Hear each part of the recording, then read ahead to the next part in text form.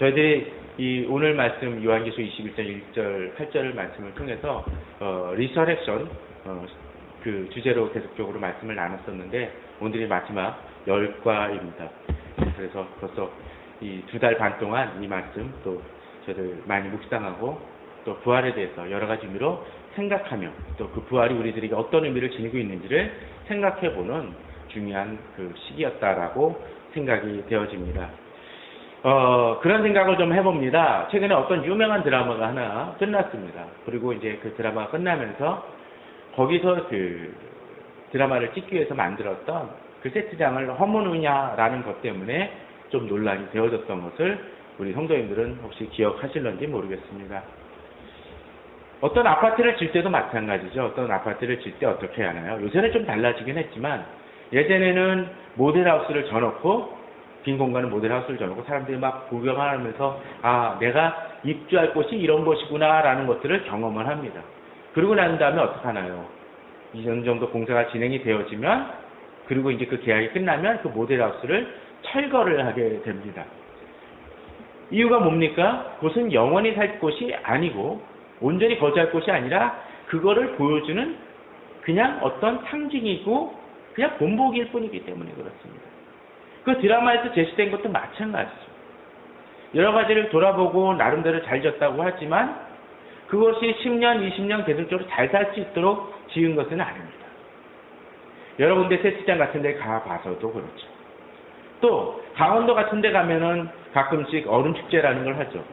캐나다에서도 만리장성을 해가지고 엄청나게 지은 얼음으로 지은 그 모습도 이야기를 기사로 통해서 본 적이 있습니다. 그런데 그 모든 것들은 어떻습니까? 기한이 있습니다. 영원히 거할 곳이 아니라는 것이죠. 왜요? 그 소재 자체가 그렇기도 하고 특별히 얼음으로 지으면 어떻습니까? 겨울이 지나고 난 다음에 녹을 수밖에 없는 것이기 때문에 그렇습니다. 그러나 만일 우리들이 그 모델하우스가 아니라 이제 우리가 어느 곳에 입주를 한다면 어떻습니까? 그렇게 되면 거기에 기대가 찹니다. 거기에 대한 바람이 있습니다. 제가 이전에 있던 교회에서도 교회를 짓고 난 다음에 입주를 할 준비를 합니다. 이사를 갈 준비를 하죠. 그때 그 준비를 위해서 많은 수고들이 거해집니다. 저는 청소도 그렇게 전문으로 하는 건지 잘 몰랐습니다.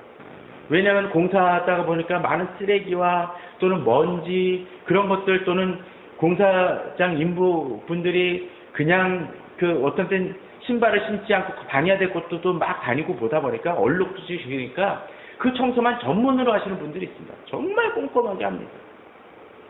그리고 나서야 입주가 이루어집니다.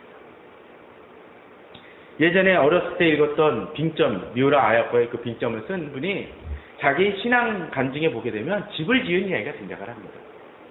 집을 지었는데 거기에 그런 얘기가 등장을 해요. 그 일을 맡은 분이 지금처럼 뭐 건설업체가 아니라 이게 소규모로 하던 분이었는데 그 방에 어떤 구들 같은 일본의 어떤 구들 같은 게 우리나라의 구들 같은 게 있었던 모양인데 그거를 말리기 위해서 매일 아침 가가지고 문을 열고 환기를 시키고 저녁 때쯤은 또 다 들어가는 일들을 그 당시 자동차가 제대로 활성화 안 되니까 자전거를 타고 몇 킬로씩 왔다 갔다 하면서 매일 그걸 하면서 그걸 며칠을 수차례를 하더라고요. 그걸 보면서 야 집을 이렇게 공을 들여서 지니까 집이 진짜로 제대로 지어지고 또 제대로 그냥 아늑하고 쾌적하고 오래 살 수 있는 집이 되는구나 라는 경험을 했다라고 그 작가가 이야기하는 것을 보았습니다. 우리도 마찬가지입니다. 그리스도인들을 보고 어떻게 얘기를 합니까? 이 시대를 살아가고 있긴 하지만 우리 삶이 나그네된 삶이라고 이야기를 합니다. 나그네 되어졌다는 것은 무엇입니까? 우리가 영원히 거할 그 집을 향해 나아간다라고 이야기를 합니다. 자, 오늘 본문은 오늘 본문이 담겨있는 그 성경의 66권 중에 몇 번째에 해당되는 것입니까? 마지막에 해당되는 것입니다. 66권 중에 66번째 책입니다. 그 얘기는 무슨 얘기입니까? 이제 더 이상 쓸 얘기가 없다라는 것입니다. 이단이 어떤 것이죠? 66권 다음에 67권, 68권을 만드니까 그 사람들이 문제인 겁니다. 하나님은 여기서 끝났다고 얘기를 합니다. 더 이상 너희들에게 이 세상에서 너희들에게 이 공식적으로 말씀해 주실 것이 없다라는 것이죠. 그런데 거기서 바로 22장이 아닌 바로 그 전장 21장에서 무엇이 등장을 합니까? 이제 우리가 거할 곳이 바로 어떤 곳인지를 본문은 보여주고 있습니다. 자, 보십시오. 1절입니다. 또 내가 새 하늘과 새 땅을 보니 처음 하늘과 처음 땅이 없어졌고 바다도 다시 있지 아니하더라 라고 되어 있습니다. 본문은 독특한 부분이 등장을 합니다. 무엇입니까? 새 하늘과 새 땅이라고 되어 있습니다. 독특하지 않나요? 지금의 땅과 지금의 하늘과는 다르다라는 것입니다. 어떤 분은 그렇게 얘기를 합니다. 이 요한계시록은 창세기와 상당한 일치점을 갖고 있습니다. 창세기는 어떠했습니까? 거기서도 역시 하나님께서 이 세상을 만드신 이야기가 등장을 합니다. 그런데 그것이 우리는 창세기 3장에서 어떻게 알게 되나요? 어떻게 변하나요? 죄로 인해서 어그러지고 뭉개집니다. 인간만이 아니라 인간의 범죄한 인간을 통해서 동물들과 식물계에도 영향을 미친다는 얘기를 했었죠. 그리고 어떻게 해요? 이 자연 만물에 있어서 어그러짐이 등장을 합니다. 엘니뇨 현상, 물론 인간이 타락하고 인간이 그 자원을 제대로 못 쓰임을 통해서 벌어진 일이기도 하지만 또 한 가지는 이것이 이 자연의 불완전성과 한계를 보여주기도 합니다. 물론 그렇다고 해서 이 자연을 마음대로 쓰라는 얘기가 아니죠. 그러나 이제 예수 그리스도께서 다시 오실 때 어떻다고요? 새 하늘과 새 땅이 임한다는 것입니다. 이것은 예전의 모습하고는 다릅니다. 새 하늘과 새 땅이 지금의 과거 연관이 있다라고 보통은 얘기를 합니다.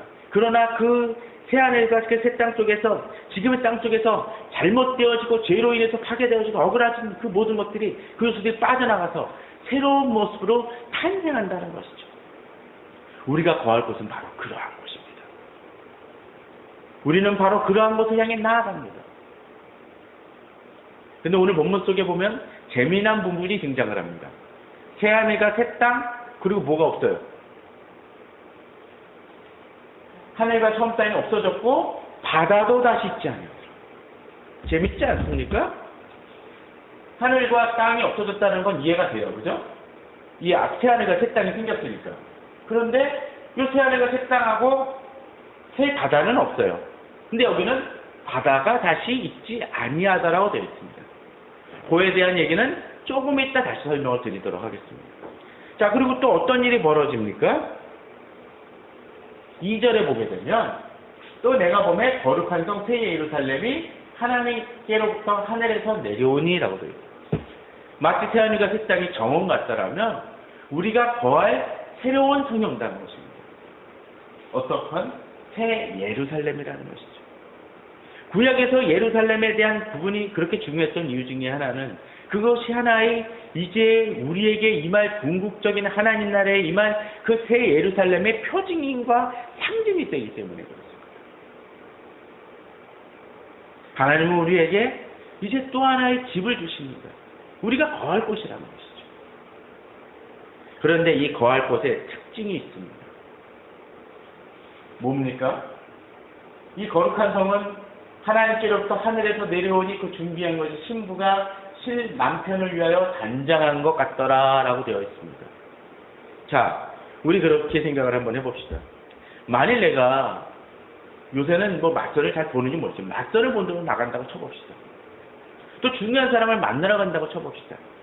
그럴 때 우리는 보통 뭐라고 얘기를 하나요? 옷을 제대로 갖춰 입으려고 이야기를 합니다. 우리가 좀 이따 장례식장을 그 문상을 가겠지만 그 문상을 갈 때도 어떡합니까? 문상을 갈 때 화려한 옷 입거나 아주 뭐 빨간 옷 입는 사람은 없습니다. 왜 그렇습니까? 장례식에는 장례식에 맞는 옷이 있기 때문에 그렇습니다. 신부가 신랑을 위하여 단장할 때도 어떻습니까? 최선을 다합니다. 자기가 입을 수 있는 최고의 옷을 입습니다. 특별히 결혼식에 맞추어서 우리 시대는 어떻습니까? 웨딩드레스를 입고 또 그것마저도 정말 얼마나 좀 어떻게 좀 공을 들일까 해가지고 뭐 돈을 드리려고 엄청 하는 사람들마저도 있습니다. 왜? 가장 중요한 날이기 때문에 그렇습니다. 그런데 예루살렘이 어떡하다고요? 바로 신부가 남편을 위하여 단장하는 것처럼 주님께서 우리에게 주신다는 것이죠. 그런데 이 성은 어떠한 성입니까? 앞에 뭐가 붙습니까? 거룩한 성이라고 붙었습니다. 거룩한 성이라는 것은 무엇입니까? 우리가 달라져야 된다라는 것을 얘기합니다. 거룩한 성에 들어가는데 나 혼자 지저분하면 어떡합니까? 그 성이 이제부터 거룩한 성이 될까요? 아닌 게 돼버립니다. 예전에도 그런 얘기를 한번 했었죠. 찰스 스펄전이, 저도 이 부분 한번 확인해 보고 싶습니다. 찰스 스펄전에게 어느 사람이 물었다고요. 아마 20대도처럼 교회가 시끄러웠던, 그 당시도 시끄러웠던 모양입니다. 그러니까 이게 저에게 좀 좋은 교회를 선택해 가르쳐 주십시오. 정말 제대로 된 교회를 가보고 싶습니다. 그러자 스펄전이 그렇게 얘기를 했다고 합니다. 고민하면서 저도 그런 교회 있으면 혹시 성도님이 그거 찾다가 그런 교회 만나면 저한테서 소개해 주십시오. 그런데 그 교회 찾으면 당신만큼은 가지 마십시오. 왜? 당신이 가는 순간부터 그 교회는 완전한 교회가 안 되기 때문에 그렇습니다. 전 주변에도 교회 문제로 시끄럽고 고민하는 사람들 많이 봅니다. 물론 그분들의 고충을 압니다. 그러나 그분들이 또 하나 간과하는 것이 있습니다. 그것을 위해서 내 자신이 얼마나 준비되어져 가느냐라는 것입니다. 마치 뭐 묻은 개가 뭐 묻은 뭐를 나무라는 것처럼 그분들을 폄하하는 게 아니라 이 시대는 바로 경건과 거룩의 모습이 사라져 갑니다. 이젠 교회 문제가 아닙니다. 우리가 마땅히 가야 될 곳이 어떡하다고요?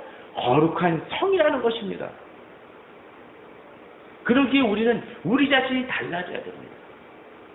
또한 본문은 뭐라고 되어 있나요? 사실은 이 본문에 보게 되면 이제 이런 구절이 등장을 합니다. 자, 본문을 보게 되면 3절에 제가 여기는 안 나왔지만 내가 들으니 보좌에서 큰 음성이 나서 이르되 보라 하나님의 장막이 사람들과 함께 있으면 하나님의 그들과 함께 계시리니 라고 되어 있습니다. 자, 잘 보십시오. 여기 누가 있어요? 이 거룩한 성에? 하나님이 계십니다. 사람들과 함께 있다고 되어 있고 하나님이 그들과 함께 계시고 그들은 하나님의 백성이 되고 하나님이 친히 그들과 함께 계셔서 계속적으로 하나님이란 말이 반복이 되어집니다. 엄청난 축복입니다. 특별히 거룩한 성이라는 말이 왜 있겠습니까? 왜? 하나님이 거하시기 때문에 이것이 거룩한 성입니다. 우리가 하나님과 함께 거한다는 것이에요. 엄청난 축복입니다. 만약 우리가 유명한 어느 정말 고급 그 집에 들어갈 때 그 고급 집에 내가 손님으로 가는 거하고 내가 주인이 되는 것은 아주 다른 얘기입니다. 예컨대 그런 것이죠. 청와대 가가지고 자기 자전거 끌고 다니면서 끌고 그쪽을 활보하는 사람은 별로 없을 것입니다. 당연히 그렇겠죠. 왜냐하면 그쪽 들어간 것만으로도 감지덕지니까. 그런데 지금 박근혜 대통령은 이 결혼을 안 하셔서 손자 손녀가 없지만 만일 예전에 대통령 뭐 이명박 대통령이든 옛날에 뭐 노무현 대통령이든 자기 손자 손녀들을 많이 데리고 왔다고 쳐봅시다. 걔네들이 거기서 혹시라도 카페트 더럽힐까봐 움찔하겠습니까? 아마 세발 자전거 있지만 세발 자전거 타고 아무데나 돌아다닐 거예요. 복도도 그렇게 다닐 거예요. 왜? 자기 할아버지 집이니까. 새 예루살렘은 우리에게 어떤 곳입니까? 바로 그러한 곳입니다. 더더군다나 하나님의 백성이 되어지고 하나님의 우리 아버지 되시기 때문에 그곳은 우리의 집입니다. 그러기에 우리는 소망이 있습니다. 담대함이 있습니다. 저는 우리 성도님들이 바로 그러한 기대 속에서 나아가길 바랍니다. 그런데 여기 이제 이곳에 한 가지 중요한 의미가 있습니다. 하나님의 백성이 된다는 것이 무엇인지 잘 보여줍니다. 특별히 보십시오. 3절 후반에 하나님은 친히 그들과 함께 계셔서 라고 되어 있죠. 그리고 어떤 일이 벌어집니까? 4절입니다. 모든 눈물을 그 눈에서 닦아주시니 다시는 사망이 없고 애통하는 것이나 곡하는 것이나 아픈 것이 다시 있지 아니하리니 처음 것들이 다 지나갔음이라 라고 되어 있습니다. 자, 천국은 많은 것들이 있고 풍족하지만 없는 게 있다는 것입니다. 어떤 것들이요? 고통이 없습니다. 이제 더 이상 죽음이 없습니다. 이번 주 제가 주변에서 들은, 직간접적으로 들은 그 장례라든가 소천 얘기만 해도 수두룩합니다. 이번 주도 저희는 두 분을 떠나보내지 않았습니다. 그러나 그럼에도 불구하고 우리는 소망이 있습니다. 왜? 그것이 끝이 아니기 때문이라는 것이죠. 비록 사망이 있지만 이 사망은 이 제일 마지막 절 8절에 나오는 그 둘째 사망은 아니기 때문입니다. 육적인 죽음일지는 모르지만 그 육적인 죽음마저도 우리가 10주 동안 나누었던 리서렉션이라는 그 말처럼 이제 부활이라는 이름으로 그것마저도 깨져버리기 때문에 그렇습니다. 또한 우리가 이 죄된 세상 속에서 살아가면서 많은 애통하는 것이나 곡하는 것이 있지만 아픈 것이 있지만 그것마저도 이제는 떠나보낸다는 것입니다. 자, 이제 기억력을 다시 회복해야 될 때입니다. 제가 아까 뭘 하나 다시 얘기한다고 그랬었죠. 어떤 것입니까? 1절에서 새하늘과 새 땅은 있는데 맞습니다. 뭐가 없다고요? 바다가 없지 않다고 했습니다. 왜 바다가 없을까요? 이 바다가 없으면 이게 파도 치는 것도 못 보고 참 섭섭하겠다라고 생각이 되어지는 분들도 있겠지만 아무래도 다른 곳으로 보살이 되어질 거라고 생각이 되어집니다. 왜 바다가 없을까요? 구약에서는 이 바다라는 부분들을 이렇게 보통 상징적인 비유적인 의미로 씁니다. 자, 바다는 어떤 형태를 지니고 있습니까? 땅에 태풍이 몰아치면 나무 뽑히는 거로 그치죠? 근데 바다는 어떻습니까? 배 그런 것들이 뒤집혀지고 바다는 기본적으로 불안전성을 지니고 있는 것으로 묘사합니다. 그래서 이 세상의 악함이라든가 또 사람들이 그 불안하거나 흉포함에 대해서 대부분 바다로 묘사를 합니다. 근데 요한계시록에서는 이 바다가 없어지고 수정바다라는 표현을 씁니다. 누리바다 같은 거. 거기엔 파도가 있습니까? 없습니다. 그 얘기는 뭡니까? 스테블하다라는 거죠. 안정하다라는 것입니다. 더 이상 불안전성이 떠나간다는 것입니다. 흔들리지 않은 평안을 얘기합니다. 평안이 있는 사람은 어떻습니까? 주변에 어떤 일이 있다 할지라도 흔들리지 않습니다. 더더군다나 우리가 새 예루살렘 하나님과 함께 있다는 것은 무엇입니까? 나를 더 이상 공격하거나 흔들 것이 이제는 떠나갔다는 것입니다.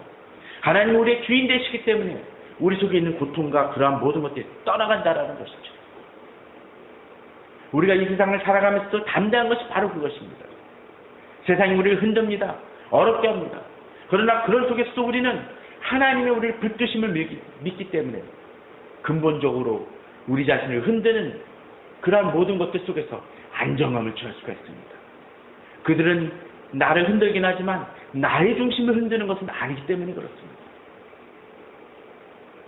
제가 이번 주에 말씀을 나눴던 그 성경 구절 통독 중에라는 말씀을 나눴던 것 중에 요한복음 구절을 얘기를 했습니다.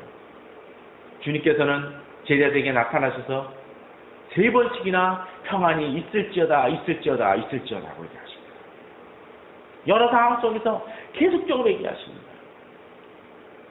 예수님을 떠나보내고 그들은 불안했습니다. 예수님이 죽으시고 그들은 누군가의 그 집에 들어가가지고 혹시라도 누가 잡으러 올까봐 불안했습니다. 그러나 예수 그리스도께서 오심을 통해서 또 예수 그리스도께서 비록 승천하신 뒤에 성령 하나님께서 그들과 함께 계시기 때문에 그들의 마음엔 이제 평안이 있습니다. 저는 우리 성도님들이 바로 그 평안을 누리시길 바랍니다. 그 평안 속에서 주님의 은혜를 누리시기 바랍니다. 왜? 예수 그리스도께서 우리와 계시기 때문에 그렇습니다. 또한 이런 안정성을 보여주는 것이 어떤 것이 있습니까? 자, 본문을 한번 보세요. 6절입니다. 또 내게 말씀하실 때 이루었도다. 난 알파와 오메가의 처음과 마지막이라 내가 생명수 샘물을 목마른 자에게 값없이 주리니 라고 되어 있습니다. 알파와 오메가 또 처음과 마지막이라는 것은 무엇입니까? 이제 처음과 끝을 이름을 통해서 더 이상 이룰 것이 없고 완전해졌다는 것을 얘기합니다. 그러면서 우리에게 주시는 것이 무엇입니까? 선악과를 따먹음으로 인해서 죽음이 맺던 우리에게 이제는 생명수 샘물을 주심을 통해서 더 이상 목마르지 않게 해 주신다라는 것이죠. 특별히 이 구절을 보면 이 부분을 기억을 하셔야 됩니다. 요한복음 4장입니다. 어떤 내용입니까? 바로 사마리아 여인이, 우물가의 여인이 물을 들으러 왔을 때입니다. 예수님께서 얘기를 하시죠. 내게 물을 달라고 하니까 왜 사마리아 여인에게 물을 달라고 얘기하냐고 이야기합니다. 그때 예수님께서 말씀하신 것이 바로 이것이죠. 이 물을 마시는 자마다 다시 목마르려냐. 내가 주는 물을 마시는 자는 영원히 목마르지 않느니 내가 주는 물을 그 속에서 영생하도록 솟아나는 샘물이 되리라고 얘기합니다. 사람들은 여러 가지 문제로 인해서 고통받고 근심하고 목마르고 갈급해하지만 이제 우리는 어떻습니까?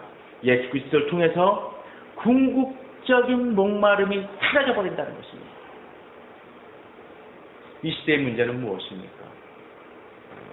예수 그리스도가 아닌 곳에서 샘물을 찾고 물을 찾기 때문에 그렇습니다.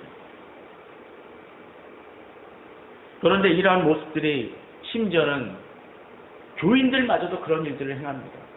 저는 상담이나 어떤 심리 치료나 그런 것들이 나쁘다는 의미가 아니라 궁극적으로 그 부분들이 여러 가지 보조적으로 여러 사람들을 도와줄 수는 있지만 진정한 목마름을 해결해 주는 분은 누구요? 바로 예수 그리스도 그분이라는 것입니다. 다른 곳에서 자꾸 찾습니다. 그러게 우리는 무엇보다도 주님께 기도하며 말씀으로 나아갈 필요가 있습니다. 담대하십시오.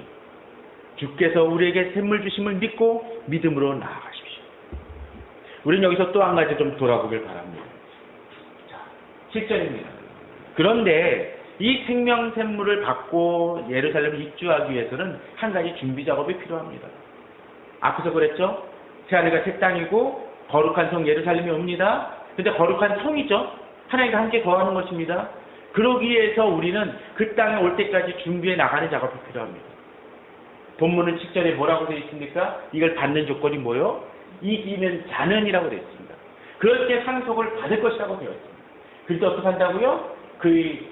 나는 그의 하나님이 되고 그는 내 아들이 될 것이라고 하면서 이것이 우리의 싸움의 증거라고 얘기합니다. 싸움의 모습이어야 된다고 얘기합니다. 이기는 자입니다. 물론 이것이 구원이 상실되거나 그걸 의미하는 것은 아닙니다.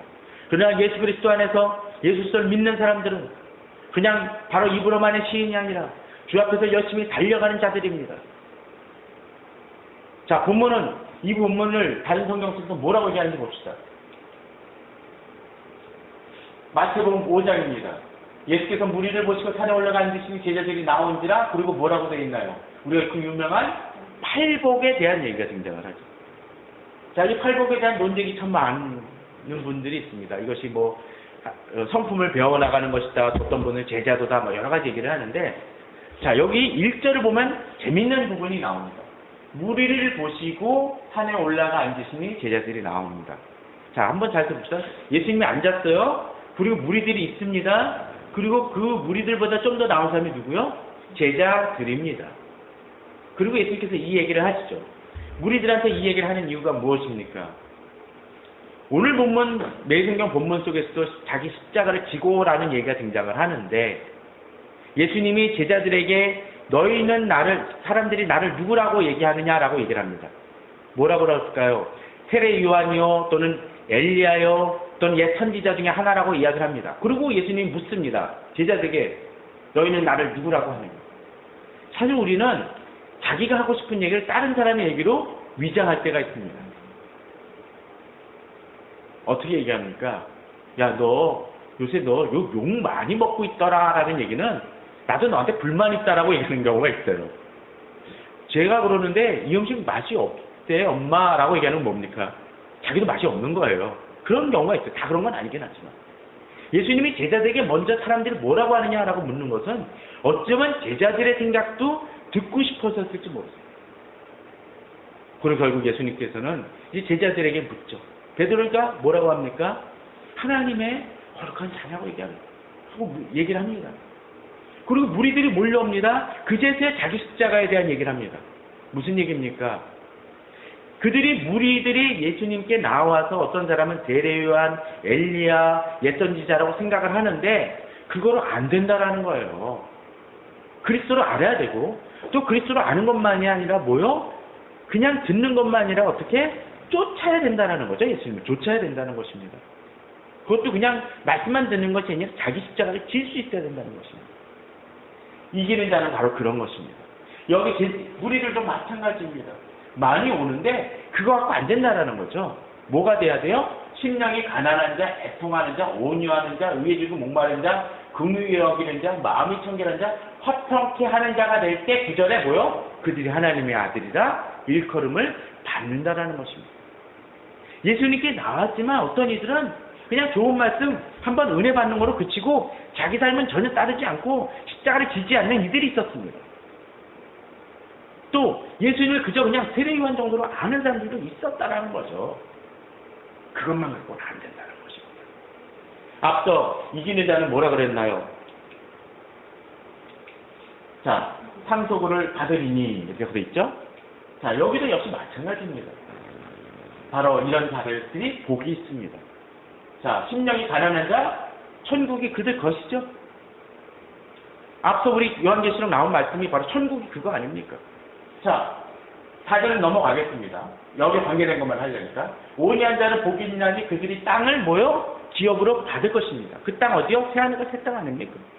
또 쭉 넘어가서 마음이 청결한 자는 복이 있나니 그들이 하나님을 볼 것이요. 어디서? 거룩한 성 예루살렘에서. 또 화평케 하는 자는 복이 있나니 그들이 하나님의 아들이라 이끄는 거죠. 앞서 보았었죠? 또 의를 위하여 박해를 받은 자는 복이 있나니 역시 여기도 천국이 그들 것입니다. 그냥 이깁니까? 노력하고 싸워 나가는 게 있다는 것입니다. 내가 마음이 청결해야 됩니다. 심장이 가난해야 됩니다. 이 죄된 세상에 대해서 또는 자기 죄에 대해 애통하는 마음이 있어야 됩니다. 온유해야 됩니다. 어떤 사람들이 나를 공격한다 할지라도 주의 마음으로 흔들리지 않으면 온유합니다. 의에 줄이고 목마릅니다. 세상하고 그냥 더불어 사는 사람이 아니라는 것이죠. 긍휼히 여기는 것도 무엇입니까? 주변에 어렵고 힘든 이들을 돌아보며 주를 알지 못하는 자들에게 긍휼히 여기는 마음을 가져야 됩니다. 마음의 청결함도 마찬가지입니다. 마치 안경에 지저분한 게 끼면 어떻습니까? 요새 얼마 전에 눈이 왔었죠. 눈이 와서 쌓이면 어떻습니까? 밖에 보이나요? 차에 있을 때? 보이지 않습니다. 눈을 어떻게 해요? 걷어내야 됩니다. 내 속에 욕심과 그런 것들이 있을 때, 근심이 있을 때 주를 바라보지 못합니다. 화평케 하는 자는 복입니다. 역시 이것도 마찬가지입니다. 이 세상에 화평을 가져오신 이가 누굽니까? 바로 예수 그리스도였습니다. 죄로 인해서 인간과 하나님 사이가 적대적이 되고 인간이 죽을 수밖에 없었는데 그 사이에 예수 그리스도의 죽음으로 화평을 전했습니다. 여기 화평은 그냥 세상 평화가 아닙니다. 어떤 평화요? 복음을 증거함을 통해서 주님을 알지 못해 주님과 적대시 되어질 수밖에 없는 이들이 어떻게 돌아옵니까? 화평케 되어지는 겁니다. 어떤 때 의를 위하여 박해를 받을 수 있습니다. 바로 그것을 통해서 어떤 일이 벌어집니까? 천국이 우리의 것이 된다는 것입니다. 세계를 살면 우리 것이 된다는 것입니다. 우리가 하나님을 만날 것이라는 것입니다. 우리가 하나님의 아들이라 불려질 것이라는 것입니다. 바로 이것이 이기는 것입니다. 한 단계 더 나아가 보도록 하죠. 아까 10절은 봤었고요. 계시록 2장 26절에서도 이기는 자와 끝까지 내 일을 지키는 그에게 어떻게 합니까? 만국을 다스리는 권세. 바로 예수님을 통해서 모든 것을 다스린다는 것이죠. 계시록 3장 12절에서도 이기는 자는 내 하나님의 성전의 기둥이 되게 하시니 그가 결코 다시 나가지 아니하리라. 멋진 얘기 아닙니까? 기둥을 뽑아버리면 어떻습니까? 집이 무너지죠. 그래서 가끔 그런 얘기를 하죠. 회사나 그 교회에서 일 열심히 하는 분들한테 뭐라고 얘기합니까? 뭐 집사님은, 그 과장님은 이 우리 회사의 기둥입니다. 기둥 없으면 어떻게 해요? 그거는 이제 쫄딱 망하는 것입니다. 우리가 그런 존재라고 얘기합니다. 그렇게 이기면 달려갈 수 있다는 것이죠. 그럴 때 어떻게 합니까? 내가 하나님의 이름과 하나님의 성공 하늘에서 내 하나님께로부터 내려오는 새 예루살렘 이름과 나의 새 이름을 그의 위에 기록할 것이라고 되어 있습니다. 엄청난 축복 아닙니까? 저는 우리 성도님들이 그러한 마음으로 달려가는 우리 성도님들 되시기를 바랍니다. 예루살렘을 고대하고 그저 마라나타 어서 오시옵소서 라고 이야기하는 것도 중요하고 간절히 바라는 것도 중요하지. 그것을 위해서 내가 준비되어져야 됩니다. 만약 우리가 너무나 좋은 집에 들어가는데 그리고 돈도 있는데 옛날에 사골세로 단지하방에서 살았을 때 썼던 낡고 오래된 가구와 또는 여러 가지 그릇들이 있다라면 정말로 돈이 있으면 어떡하겠습니까? 다 버리고 들어가겠죠. 새 집에다가 아주 옛날 가구 놓으면 어떻습니까? 오히려 그 집이 죽어버립니다. 바로 우리 자신을 갖춰나가는 게 어떤 거예요? 바로 그러한 작업입니다. 거룩한 성 예루살렘을 위해서 우리 자신을 변화시키십시오. 거기에 합당한 사람이 될 수 있도록 요구하십시오. 우리에게 주어지는 예루살렘은 결코 우리가 손님으로 들어가는 것이 아니라는 것입니다. 그러기에 우리 자신을 갖춰나가며 믿음의 도전을 싸워나가는 되기 바랍니다.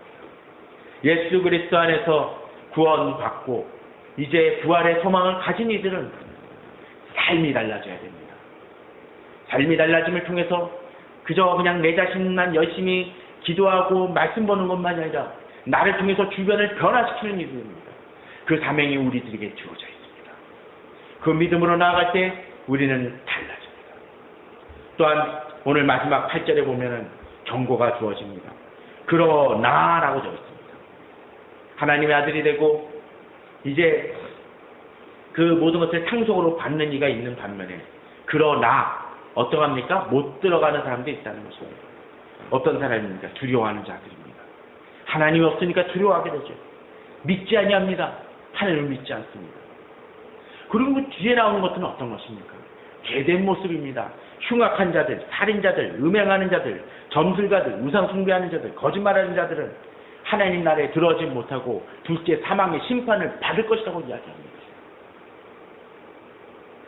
이 시대 그리스도인들이 하나님을 믿는다고 하면서 참 별의별 짓을 다 하는 이들도 많습니다. 그러면서 얘기를 하죠. 세상 사람들 아무리 그렇게 뭐라고 그래도 나는 예수 그리스도 영접한 사람이라고 그럽니다. 그런데 믿지 아니하는 자 진리에게는 어떻습니까? 그저 그냥 입으로만은 예수 그리스도의 시인으로 안 된다라는 것입니다. 이거는 예수 그리스도 믿고 조금만 범죄하면 내가 구원을 이룬다는 얘기를 하는 것이 아니라 진정으로 예수 그리스도를 믿은 사람은 어떻게 돼요? 달라질 수밖에 없다라는 것입니다. 예수 그리스도를 나의 구세주로 믿은 사람은 달라진다는 것이죠. 악의 열매를 계속적으로 맺는 사람이라면 이 사람이 진정으로 구원받은 사람인가 생각해 봐야 된다는 것이죠. 제가 예전에도 한번 들었던 예가 있었죠. 어느 사람이 시꺼먼 개 한 마리 강아지를 구해가지고 이쁘다고 해서 키웠는데 점점 키우다 보니까 이상해지기 시작을 하더라고요. 어느 날 이 강아지가 두 발로 일어납니다. 그 어느 날 합니다. 봤더니 새끼곰이었더라고요. 출신이 다른 것입니다. 사과나무에선 사과가 납니다. 콩 심은 데선 콩이 납니다. 콩 심은 데서 팥이 나면 콩이 아니라 팥인 거죠. 예수를 믿었다고 하면서 전혀 달라지지 아니하는 삶을 산다면 진정으로 구원받은지 다시 한번 물어봐야 됩니다. 저는 우리 성도님들이 이기는 자 되기 바랍니다. 예수 그리스도를 믿고 담대히 나아감을 통해서 비록 지금 내게 어렵고 힘든 일이 있다 할지라도 바로 그 부분은 내 삶에 있어서 지역적인 부분에 지나지 않는다는 것을 믿고 믿음으로 나아가 승리하는 부분 되기 바랍니다. 이제 명절입니다. 어쩌면 이 명절 기간 동안에 남들이 먹는 한우 소갈비를 못 먹는 분들도 있을 수 있습니다. 남들만큼 풍족한 그 명절이 되지 못하는 분들도 있을지 모릅니다. 그러나 우리에게 바로 하나님 나라를 바라보며 믿음으로 나아가고 주께서 우리를 지키시고 결코 흔들지 않으실 것이라는 그 믿음을 갖고 믿음으로 나아가는 그 평안이 있기에 우리는 그 누구보다도 평안합니다. 바로 그러한 마음으로 승리하시는 또 이제 새로운 2월달을 맞아 새롭게 출발하며 믿음으로 나아가시는 우리 성도님들 되시기를 주님의 이름으로 축원합니다. 다 같이 기도하시겠습니다.